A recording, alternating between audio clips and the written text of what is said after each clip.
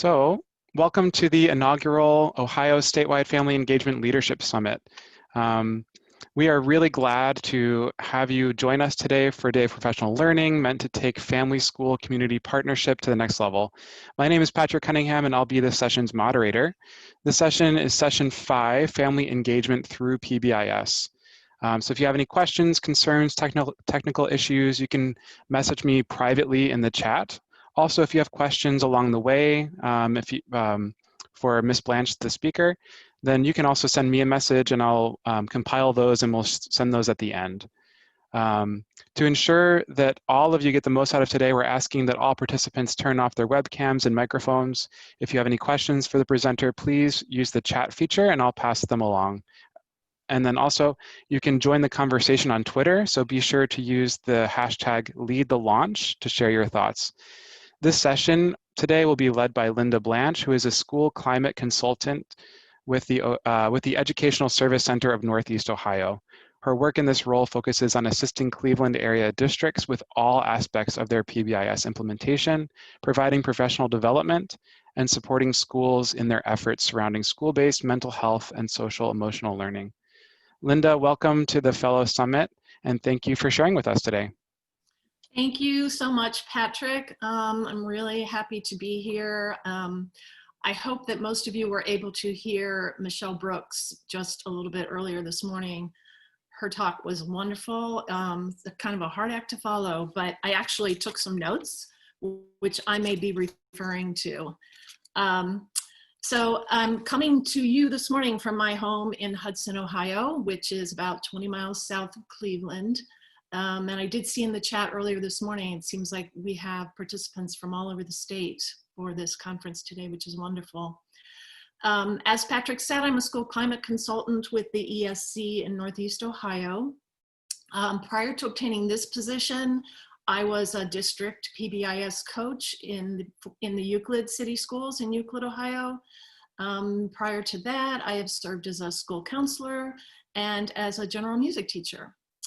So again, really happy to be with you for the next 30 minutes or so, and I do hope that you will come away with some strategies for bringing families into your school in meaningful, systemic ways. Just to clarify, when I refer to families, I'm speaking about any adult in a child's life who has that responsibility for developing the child academically, socially, morally, etc. And of course, this can include not only parents, but extended members of a child's family, or even guardians who are not family members. So my learning objectives for today are pretty straightforward. We're going to talk briefly about the difference between involving and engaging families.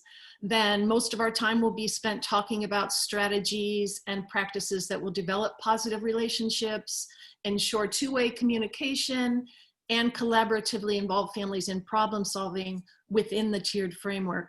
Then finally, I'm going to present some information on a great resource for measuring family involvement within the PBIS framework.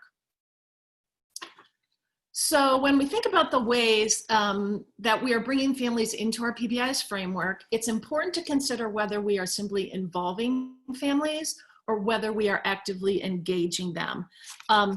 There was something that Ms. Brooks said this morning about our culture of engagement. So when we involve families, we are identifying how they can support our projects, our needs, and our goals. So it's said that a school that's striving for involvement leads with its mouth by defining its goals and then telling families what they can do to help us accomplish them. So examples of family involvement would be building awareness around PBIS, getting volunteers for our events, or even asking for financial support. On the other hand, when schools engage families, they consider the family's self-interests in an effort to really build a genuine partnership. So instead of leading with mouths, school staff lead with their ears. So the goal of family engagement is really not to serve clients, but to gain partners. It should be said, however, that family involvement is not a bad thing. It's definitely necessary and it's appropriate. It's just that sometimes engagement is better, so it's not either or. So as we go along, some of the strategies that I'm going to be sharing will involve families, and then some of the strategies will engage families. So at this point, before we go further, and before we get too much into PBIS, I would like to just get a general understanding of your knowledge or experience with PBIS. So to make it easy, if you could just put in the chat box, like just type maybe beginner, intermediate, or advanced, just so I have a better idea about what your knowledge of PBIS is.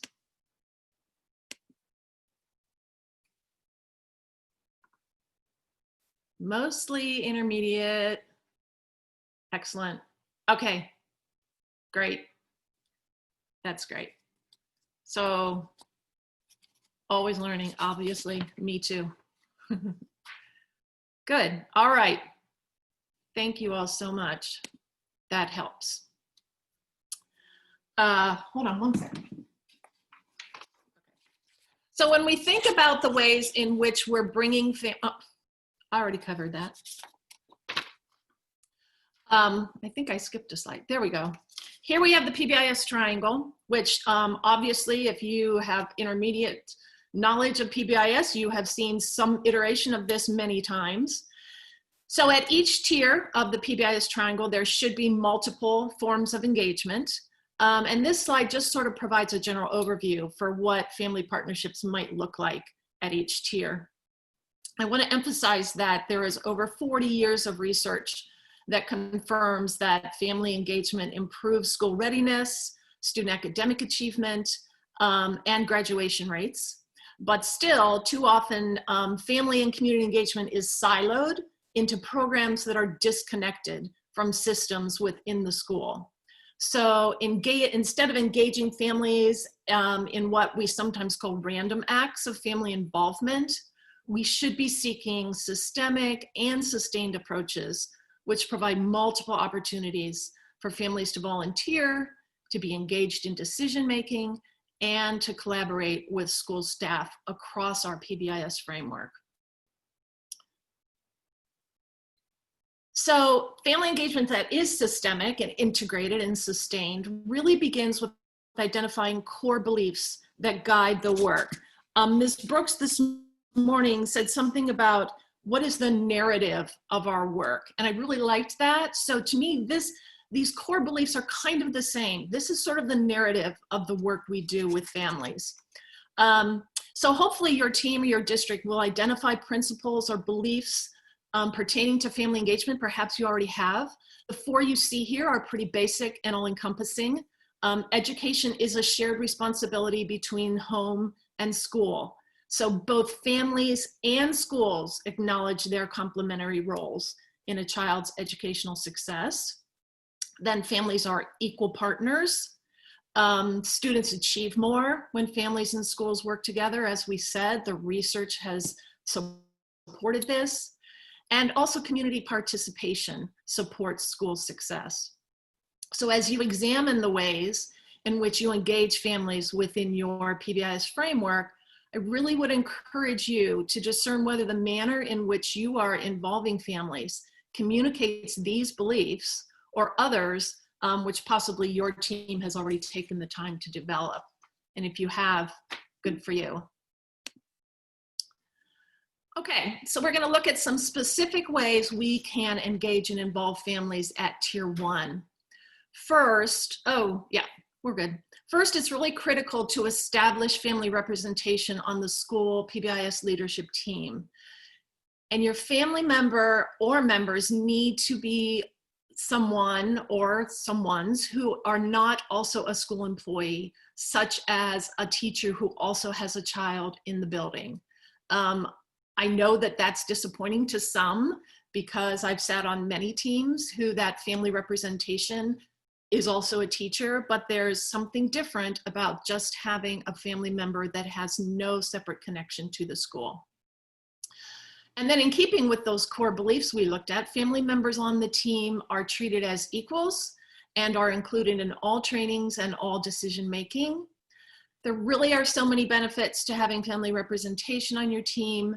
They bring the voice of the community and the local culture into the school. They can help with resource mapping and the identification of local resources. Staff tend to stick to the agenda, which results in less time wasted. And also staff tend to refrain from talking about individual students, which really is generally not appropriate at a Tier 1 meeting. And the other thing is parents often hear kids talk about what's happening at school, so then they can provide insight into recent activities the PBIS team might have sponsored. Just to share an example, the PBIS leadership team at Euclid High School has a parent member who is a dad who also happens to work at the Euclid Public Library. That library is directly next door to the high school, and interestingly enough, is a place where students often walk to after school to socialize. So while he's at work, this dad hears students talk, and he often can bring insight back to the team that the rest of the team might not have had. So he's been a really great asset to that team. Then another really effective way of engaging families at Tier 1 is through the formation of a family school partnership committee. An elementary school I've worked with established their partnership committee for the purpose of fostering the relationships between families and the school. And then one person on that committee also serves on the PBIS team to act as a liaison between the two.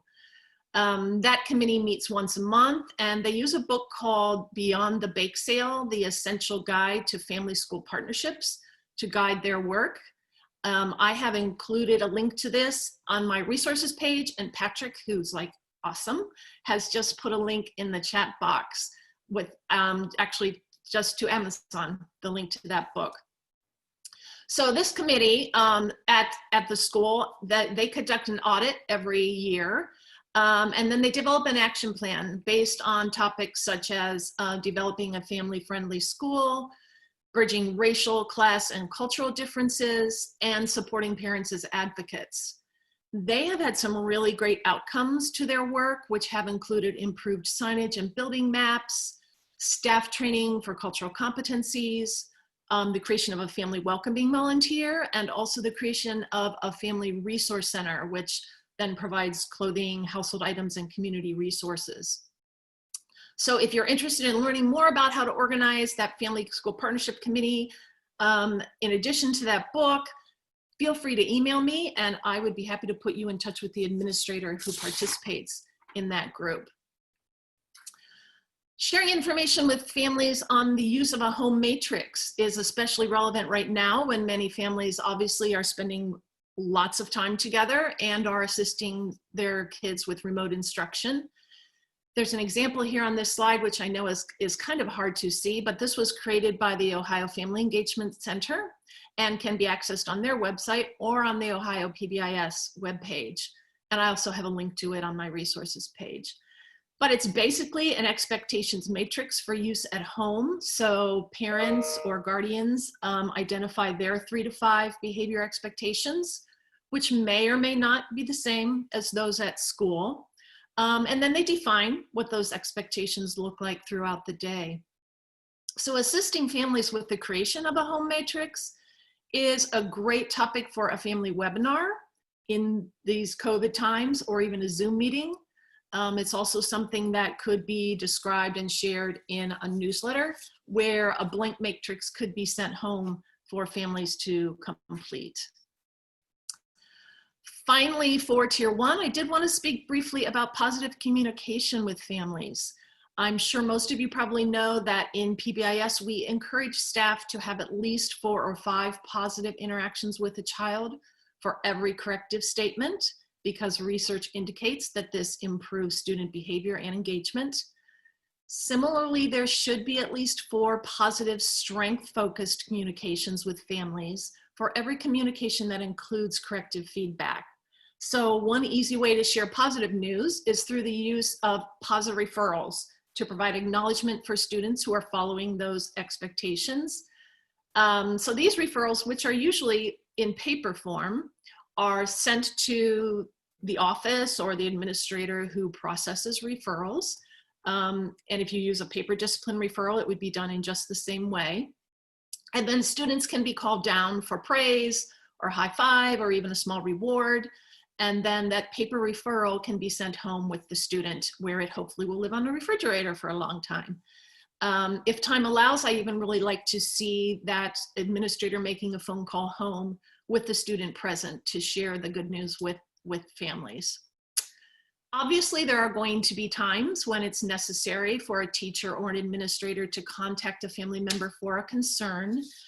But even at these times, it is important to lead with something positive. We all know that every student has something worthy of praise, and by sharing that good news first, parents are often more receptive to what is coming next. So family engagement is no less important at Tier 2, although obviously it's going to look a little bit different than Tier 1. And at Tier 2, you're going to hear me talk a lot about communication. First, although parents and families are typically not members of the Tier 2 team, since there is often discussion about specific students, they can and should be involved in the planning and the implementation process when policies and procedures are being developed. This really gives them a voice in sharing how families can support and best participate in Tier 2 interventions. Some Tier 2 teams, however, do consist of two separate subgroups or sub-teams. One that looks at individual students and determines appropriate interventions, and then another that examines data. So with this model, or if your school uses this model, families can and should be included on that data team, which typically does not involve conversations about students. So when we're laying the groundwork for Tier 2, it is really important to plan for family communication. As I said, we need to be sure to include a way for families to refer their own children to the Tier 2 team.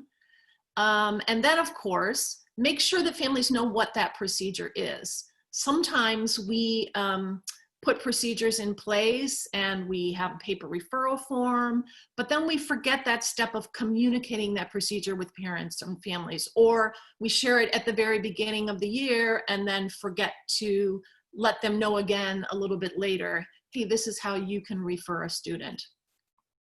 Then when students are invited to participate in a Tier 2 intervention, families do need to be informed that their student has met those data decision rules. And as I spoke about earlier, that information should be shared in a positive, constructive manner, maybe framed to indicate how much we hope their child experiences success with the Tier 2 process. This is also a really good time to solicit family input as to the successes and the challenges that they've experienced at home. Again, families are our partners in our efforts to support their students at all tiers. Information about the child's progress should be sent home regularly. And also it's really helpful if families can be provided simple strategies that allow for additional practice opportunities at home. For example, if a child is in a social skills instruction group, families could be provided with a summary of the skills that are being taught, even along with simple prompts and practice activities that allow them to engage in the lesson and then provide feedback to their child. If a child is faded from an intervention, or if the current plan is being changed, once again, we do need to let families know that. Sometimes, because things are rolling along really well, we overlook this step, and then family members mistakenly assume that their child is no longer receiving support when he or she, or they might assume their child still is receiving the support when he or she no longer is, or they might not realize that there has been a change or there's a completely different intervention.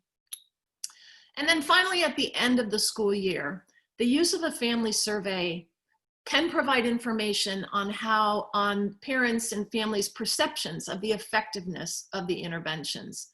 So this would be a good kind of survey with a Likert scale, with statements such as, I'm satisfied with the intervention my child participated in, I'm satisfied with the level of support provided by the Tier 2 team. I'm satisfied with the communication I received with the Tier 2 team.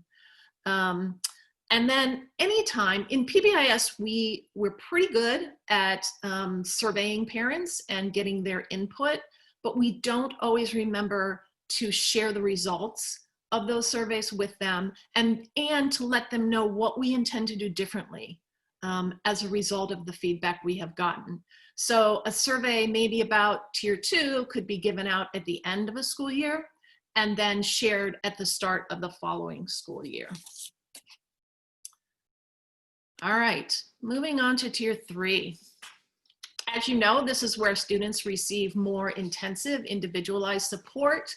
And then this is really where, if we have built a strong foundation with families up to this point, and have kept families involved along the way, we are more likely to be set up for success when our supports reach this level.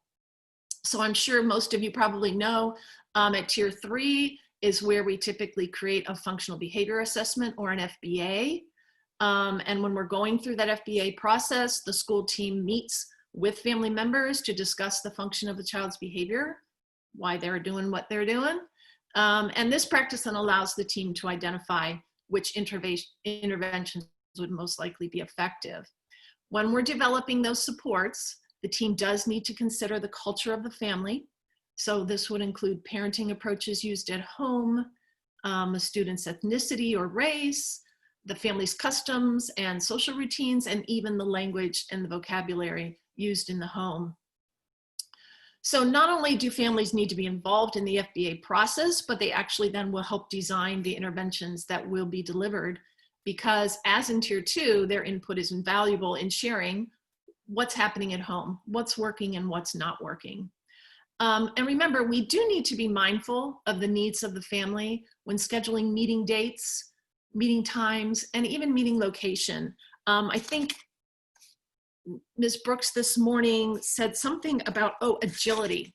She mentioned as educators how we're having to have so much agility right now. And I see this, the need to be agile when it comes to scheduling meetings with families as well. So we include parents in creating the FBA, we include them in developing interventions, and then we do need to have a plan for how progress monitoring results will be shared. Just as in Tier 2 interventions, we sometimes get involved in the delivery of supports, but then forget to keep families informed and involved once an intervention gets rolling. If successes are shared along the way, families can provide incentives and possibly even acknowledgements at home. And then this really can be beneficial and critical to the success of an intervention.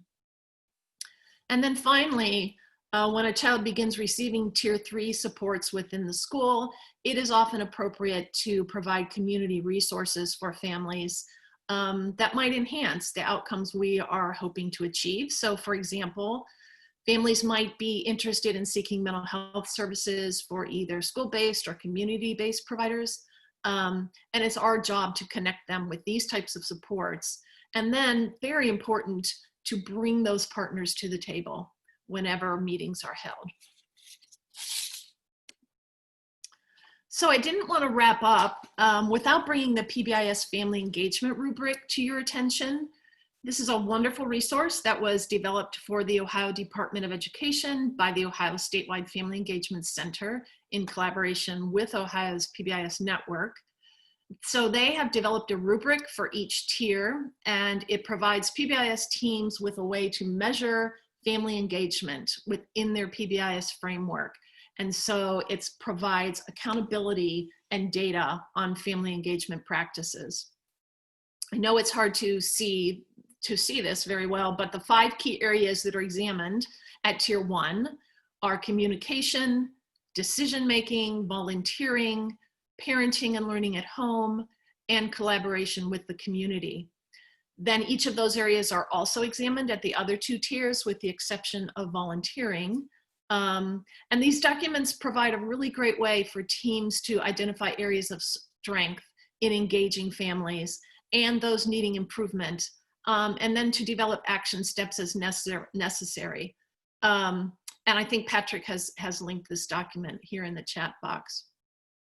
So this document could be used in tandem with that tiered fidelity inventory, or the TFI, that is completed once a year, or it could be used at a different point in the year.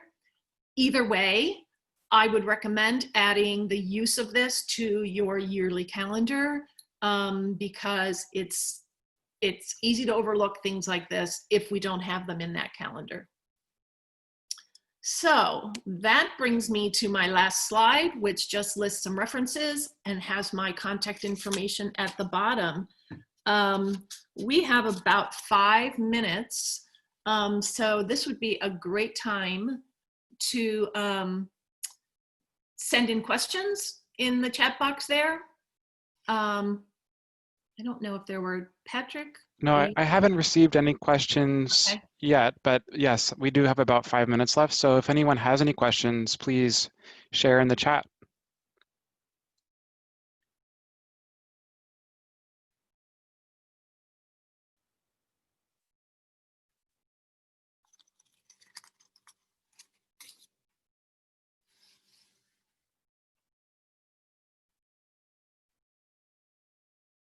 I am not seeing questions. Okay. How do you introduce the matrix to districts? So are you speaking of the family matrix, the home matrix for families to use at home? I'm going to assume that's what Mary is referring to.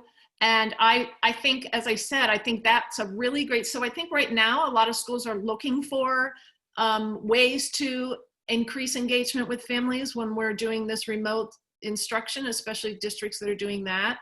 So I think setting up a family webinar or a family Zoom meeting would be a really great way to talk about that home matrix, or even sending information home. Next time a mailing goes out, sending a blank home matrix and putting the information in there. Are there any tools the schools can use for facilitating family participation on the Tier 1 committee? That family engagement rubric that I shared in this slide, it's really a good tool for that, because it's going to go through those 5 different key areas of family engagement, and then it provides different levels. So if you read level 4 and read in there what it suggests you should be doing as far as family engagement at Tier 1 in each of those 5 key areas, and it would be extremely helpful. That's probably where I would start. We probably have time for just about one more question if anyone else has any other questions to ask. And I do want to acknowledge that I know that it can be a struggle to even engage family, to find family members that are able to attend Tier 1 meetings. And I think it's just a constant, the more your district adheres to whatever those core beliefs are that you have developed, and are continually sharing and striving to engage and reaching out to families, that the better luck you're going to have in finding somebody or one or more people to sit on your team with you. So yeah, the slideshow, this is all being recorded. And so I think, Patrick, the slides as well are going to be shared out. Yes, the slides and the chat. I'm going to be saving the chat, so we'll post everything together. Great. All right. Okay. Thank you so much for joining us, everybody. I wish I could see you all, and I truly wish that we were doing this live in a room, but not happening right now. So I hope that you all have a really great rest of the day, and enjoy the rest of the sessions you attend. So go grab some coffee, and I might see you in one of those sessions later. Thanks so much. Yes, thank you so much, Ms. Blanch, for sharing your time and knowledge with us today. And everyone, I think a lot of people have been doing so in the chat already, but please join me in thanking Ms. Blanch in the chat.